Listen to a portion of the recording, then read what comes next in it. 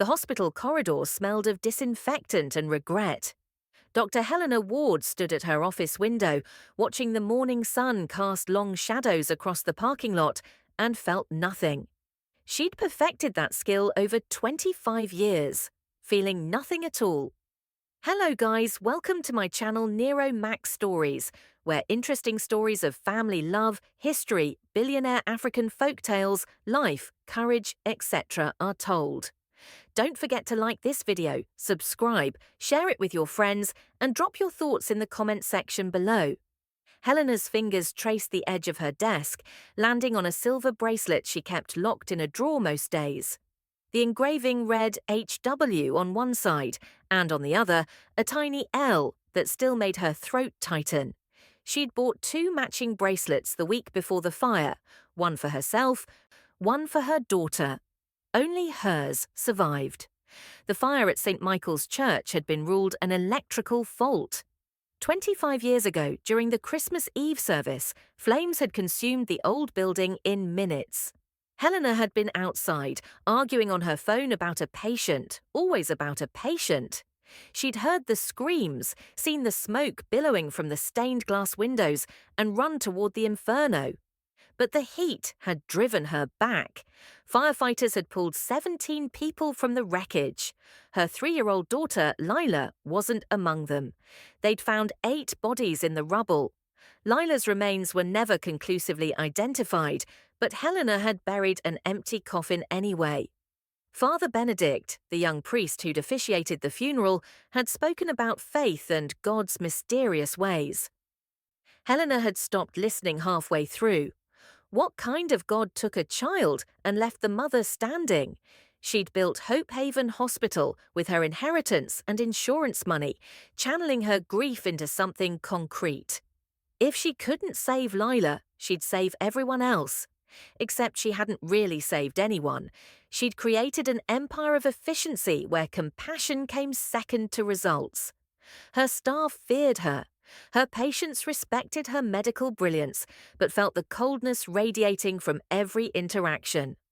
Helena told herself she didn't care. "Dr. Ward," her assistant's voice crackled through the intercom. "The new cleaning staff member is here for orientation." "Send her to the 4th floor," Helena replied curtly. "I don't have time for this." But fate, it seemed, had other plans. 300 miles away, in a small Louisiana town, a young woman named Aria had already started her journey that morning. She'd packed her few belongings into a worn duffel bag, kissed her adoptive grandmother Clara goodbye, and boarded the bus to New Orleans. Clara had raised her since she was 3, found wandering near the remains of a burned church, clutching a silver bracelet and wearing a small cross necklace. No one had claimed her. No records existed of her parents. Clara, a kind woman who cleaned houses for a living, had taken her in without hesitation. "You were meant to be mine," Clara used to say, braiding Aria's dark hair. "God brought you through fire so we could be family." Aria had grown up believing in miracles because she was one. She didn't remember anything before Clara, just fragments of dreams involving singing, smoke, and a woman's voice calling a name she couldn't quite hear.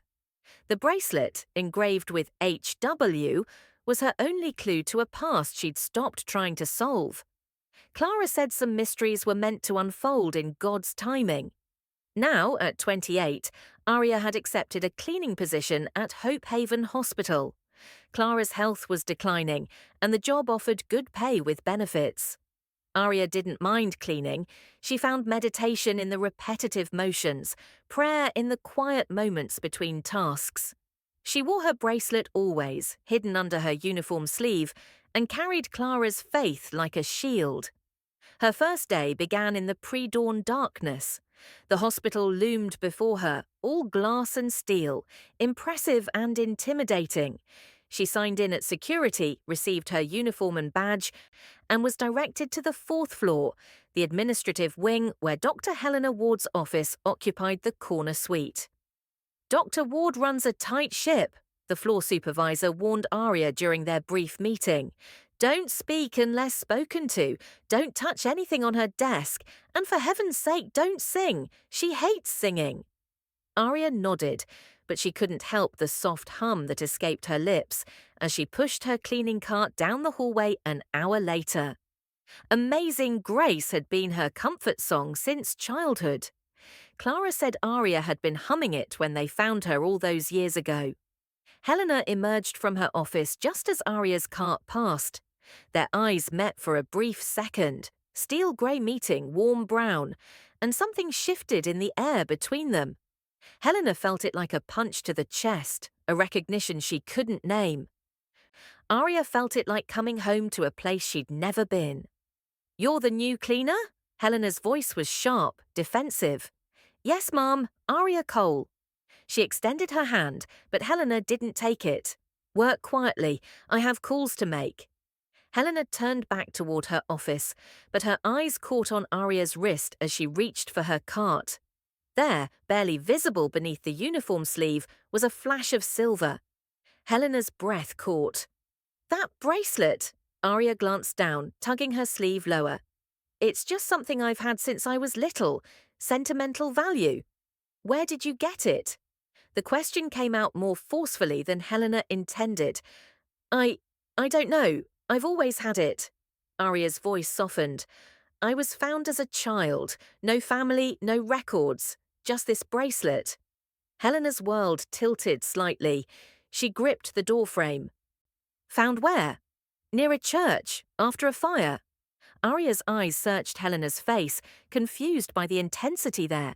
"In Louisiana, about 25 years ago." The words hung between them like smoke, like memories, like impossible hope. Helena's throat closed. She wanted to speak, to ask more, but decades of practiced numbness held her tongue. Instead, she stepped back into her office and closed the door, her hands trembling as she pressed them against the wood. On the other side, Aria stood motionless, her heart racing for reasons she couldn't explain. The bracelet felt warm against her skin, as if awakening after a long sleep. Neither woman knew that destiny had just begun rewriting a story everyone thought had ended in ashes 25 years ago. The following weeks passed in a strange dance of avoidance and magnetic pull.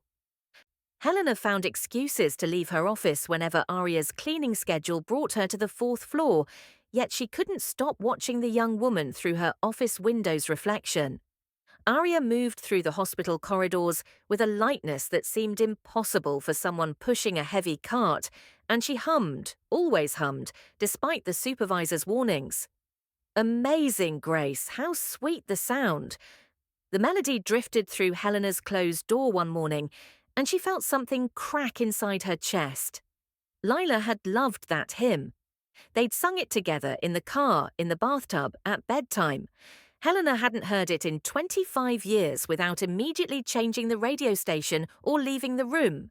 But now she sat frozen at her desk, listening. Aria's voice wasn't professionally trained, but it carried something more valuable, genuine joy. It reminded Helena of a time when she'd believed in things beyond science and surgery, when she'd thought faith and medicine could coexist. That woman felt like a stranger now, buried under years of protective ice. "Dr. Ward," her colleague Dr. Marcus Chen knocked before entering. "You all right? You look like you've seen a ghost." "I'm fine," Helena snapped, straightening papers that didn't need straightening. "What do you need?" Marcus hesitated. "It's about the new cleaner, actually. Several staff members have mentioned her. Apparently she's been praying with patients." Helena's head snapped up. "That's inappropriate. This is a hospital, not a church." "That's what I thought initially," Marcus admitted, settling into the chair across from her desk. "But here's the thing, the patients love it. Mrs. Rodriguez in 412, the one who's been refusing treatment for her cancer. Aria sat with her for 20 minutes yesterday, just talked, prayed, held her hand. This morning, Mrs. Rodriguez agreed to start chemotherapy." Helena's jaw tightened. "That's coincidence." "Maybe. Or maybe that girl has something we've forgotten how to give." Marcus studied Helena carefully. When's the last time you sat with a patient without checking your watch? The question stung because it was fair. Helena had built Hope Haven to save lives, but somewhere along the way, she'd stopped seeing the people attached to those lives. They'd become cases, problems to solve, metrics to improve. I'll speak with her about maintaining professional boundaries, Helena said dismissively, but she didn't. Instead, she watched. She watched Aria pause in the hallway to help an elderly man find his wife's room. Watched her stay late to clean up after a child's birthday party in the pediatric ward, laughing as she swept up cake crumbs. Watched her bring her own lunch, always simple, always packed in reused containers, and share half with the homeless man who sat outside the hospital entrance. "Why do you give him your food?" Helena found herself asking one afternoon, the question escaping before she could stop it. She'd followed Aria outside during her break, drawn by an impulse she didn't understand. Aria looked up, surprised. "Because he's hungry, and I have enough." "You're enabling him. He should go to a shelter."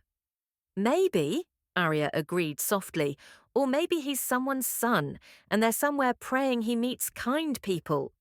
She smiled, and it transformed her entire face. "My grandmother taught me that we're all connected. Every act of kindness sends ripples we can't see." Helena wanted to argue that such thinking was naive, childish even, but the words wouldn't come. Instead, she heard herself asking, "Your grandmother, is she the one who raised you?" "Yes, Mum. Clara. She found me after the fire." Aria's fingers unconsciously touched her bracelet. "She says God put me in her path, but I think it was the other way around. She saved me in every way a person can be saved." "And the bracelet?" Helena's voice was barely a whisper. "You never learned who it belonged to?" Aria shook her head. "Clara tried for years. She contacted police, churches, hospitals. But the fire destroyed so many records, and I was so young. She thinks maybe my mother died in the fire, that someone put this on me before everything." Her voice caught slightly. "I like to imagine she loved me enough to give me something to remember her by." Helena turned away, blinking rapidly. "That's a nice fantasy." "Do you have children, Dr. Ward?" The question landed like a physical blow. Helena's hands clenched at her sides. "No." "I'm sorry. You just seem like you'd be a good mother. Strict, maybe, but the kind who'd protect her child fiercely." Aria gathered her lunch containers. "I should get back to work." That night, Helena couldn't sleep. She pulled out boxes she hadn't opened in decades. Lila's baby clothes, her first shoes, photographs from birthdays and ordinary Tuesdays. And there, in a small velvet bag, was her matching bracelet. She held both, the one she'd kept and the memory of the one she'd lost. And for the first time in 25 years, she let herself cry. The next morning, Helena did something unprecedented. She arrived at the hospital an hour early and went to find Aria, who was cleaning the second-floor waiting area. "I want to see it," Helena said without preamble. "The bracelet, properly." Aria set down her mop, confusion crossing her features, but she unbuttoned her sleeve and slid the bracelet off. Helena's hands shook as she took it, turning it over under the fluorescent lights. The engraving was worn but unmistakable, HW on one side, and on the other, barely visible, a tiny Elle. "Where did you say you were found?" Helena's voice was hoarse. "St. Michael's Church, in Baton Rouge, Christmas Eve 2000. Helena's legs nearly gave out. "What's your birthday?" "I don't know my real one. Clara chose September 15th. Aria's eyes widened as Helena swayed. "Dr. Ward, are you okay? Should I call someone?" "Your shoulder," Helena whispered. "Do you have a birthmark on your left shoulder? Small, shaped like a crescent moon." Aria's face went pale. "How did you—" Yes, I do. How could you possibly know that?" Helena looked up, and Aria saw tears streaming down the older woman's face. "Because I'm the one who used to kiss it every night before bed. Because I bought that bracelet and put it on your wrist the morning of the fire. Because Her voice broke completely. Because your name isn't Aria Cole, it's Lila Ward, and I'm your mother. The mop clattered to the floor. Somewhere down the hall, a phone was ringing. A cart rattled past. The world kept moving. But for these two women, time had stopped entirely, suspended in the impossible space between devastation and miracle. Aria staggered backward, her hand reaching for the wall to steady herself. "That's not possible! You're mistaken! You have to be mistaken!" Helena stood frozen, the bracelet clutched in her palm so tightly the engraving pressed into her skin. 25 years of certainty crumbled in an instant, replaced by a hope so fierce it terrified her. "I buried you, they told me you were gone. I can't be—" Aria's breathing quickened, panic rising in her chest. "My grandmother found me, she raised me, she's my family." "Clara," Helena whispered, the name foreign on her tongue.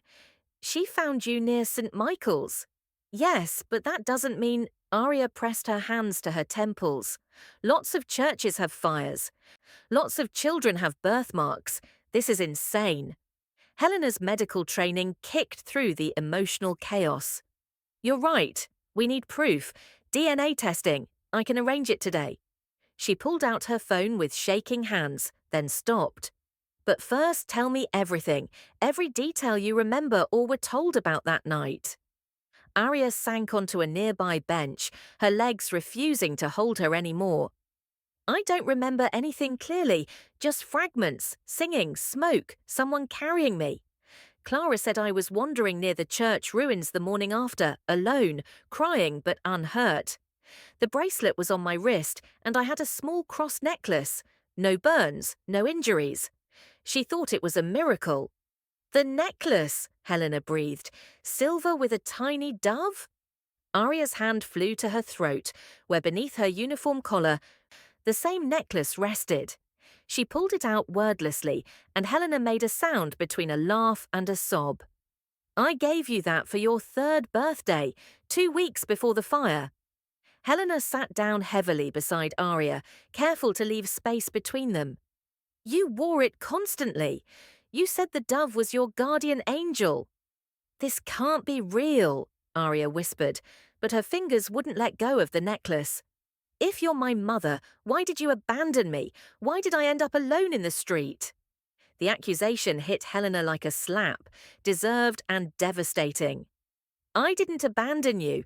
I was outside when the fire started, taking a work call.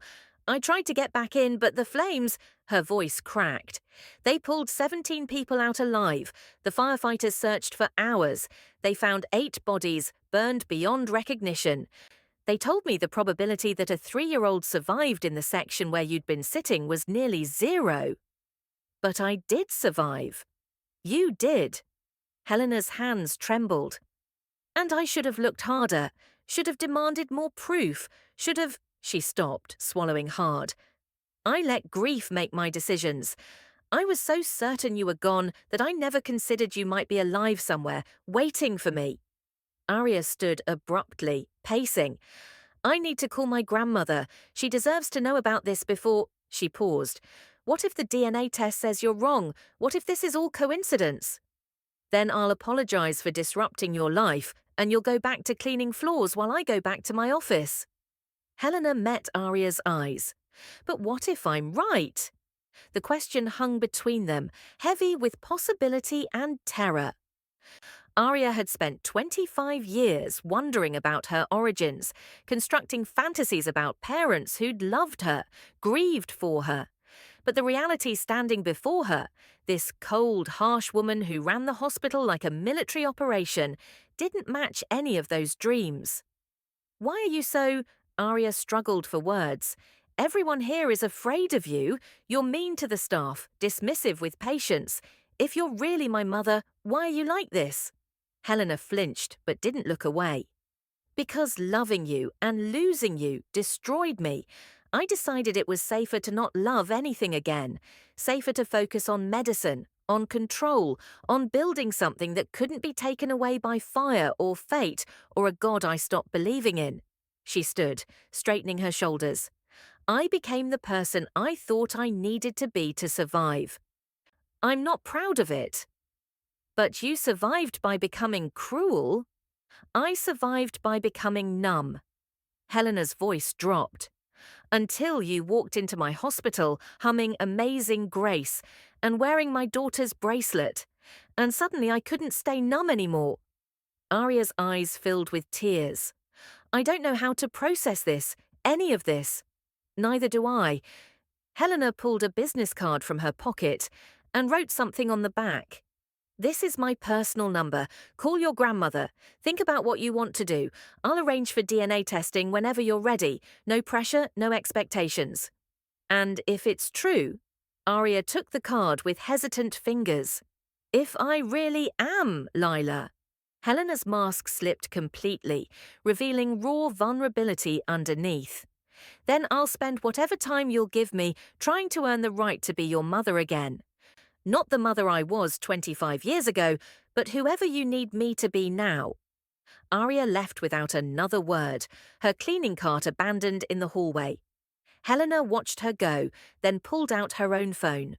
There was one person who might have answers, one witness to that terrible night who might confirm or deny the impossible. St. Benedict's Parish, a receptionist answered. I need to speak with Father Benedict. Tell him it's Dr. Helena Ward and it's about the St. Michael's fire.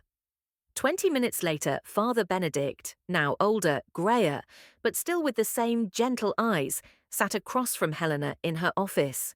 She'd explained everything in clinical terms, trying to keep emotion out of it, but her voice betrayed her. Father, you officiated Lila's funeral. You were at the fire that night. Is it possible? She couldn't finish the question. Father Benedict leaned forward, his expression thoughtful. I've thought about that night for 25 years, Helena. I was helping evacuate people, and in the chaos, I handed several children to others outside. I never knew if all of them were accounted for properly. He paused. I heard later that a child was found near the ruins the next morning, but I was told she was unidentified, that no one claimed her. I assumed she must have wandered from somewhere else. You didn't think to tell me. By the time I heard about it, you'd already buried an empty casket and disappeared into your grief. I thought, he sighed, I thought perhaps it would be crueler to give you false hope. Helena's hands clenched. So it's possible. Lila could have been handed off in the confusion, wandered away from whoever had her, and ended up alone. It's possible, Father Benedict confirmed gently. The question is, what will you do if the DNA confirms it? Beg forgiveness, Helena whispered. From Lila, from God, from everyone I've hurt while trying not to hurt anymore. Father Benedict reached across the desk and covered her hand with his. Grace isn't just a word in a hymn, Helena. It's what happens when we finally stop running from our pain and let healing begin. Outside the office, Arya stood with her phone pressed to her ear, tears streaming down her face as Clara's voice on the other end said the words that would change everything. Baby girl, I've always known this day might come, and I've always known I'd help you face it. Come home. We'll figure this out together.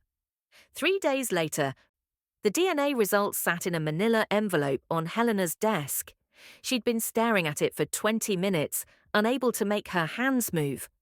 Arya sat across from her, equally paralyzed, while Clara stood behind her granddaughter with gentle hands on her shoulders. Helena had invited Clara to be present, recognizing that whatever the truth was, this woman had been Lila's real mother for 25 years.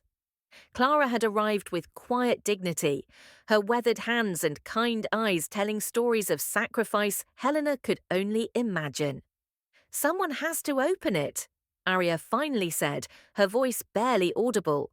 Helena reached for the envelope, but her hands shook so badly that Clara stepped forward. Let me, she offered softly. She opened it with steady fingers, read the contents silently, then looked up with tears streaming down her face. 99.9% probability of biological relationship. Helena, she's yours. She's always been yours. The words hung in the air like the final note of a symphony, resonating through decades of loss and longing. Helena's carefully constructed walls shattered completely. A sound escaped her throat, half sob, half laugh, and she covered her face with her hands. Aria sat motionless, the reality of it crashing over her in waves. "I'm Lila Ward," she whispered, testing the name. "I had a mother all along, a mother who thought I was dead." "And I had a daughter," Helena choked out, "who grew up thinking she was unwanted." Clara moved to kneel beside Aria's chair. "Baby girl, you were never unwanted, not by me and clearly not by her." She looked at Helena with understanding that transcended judgment. "I think God knew exactly what he was doing that night. You needed someone to keep you safe and loved while your mother learned how to live again. And Helena needed time to become someone who could receive the miracle of getting you back." "I don't know if I can forgive 25 years, Aria said, looking at Helena with eyes that held both longing and pain. "I don't even know if I want to." Helena nodded, accepting the honesty. "You don't have to forgive me. You don't owe me anything. But if you'll allow it, I'd like to try to know you. The real you, Aria or Lila or whoever you choose to be." "I don't know who I am anymore," Aria admitted. "Then maybe we figure it out together," Helena suggested tentatively. She reached into her desk drawer and pulled out her matching bracelet, placing it beside Aria's on the desk. 2 pieces of silver, separated by fire and time, now reunited. "I kept mine all these years, even when it hurt to look at. Some part of me must have known." Aria picked up both bracelets, studying them. "Clara used to tell me that my past would find me when I was ready for it. I didn't understand what she meant." She looked at her grandmother. "Did you know?" "I suspected," Clara admitted gently. "Not at first, but over the years, I watched you grow into a woman marked by something extraordinary. The way you survived that fire without a scratch, the way you hummed Amazing Grace like you'd been born knowing it, the way you always seemed to be searching for something." She smiled through her tears. "And when you showed me the job posting for Hope Haven Hospital, something in my spirit said, this is it. This is where her story completes. You let me come here knowing what might happen." Aria's voice held wonder rather than accusation. "I let you come here trusting that God finishes what he starts." Clara squeezed Aria's shoulder. "And that love always finds a way home." Over the following weeks, Helena and Aria began the delicate work of building a relationship from ruins.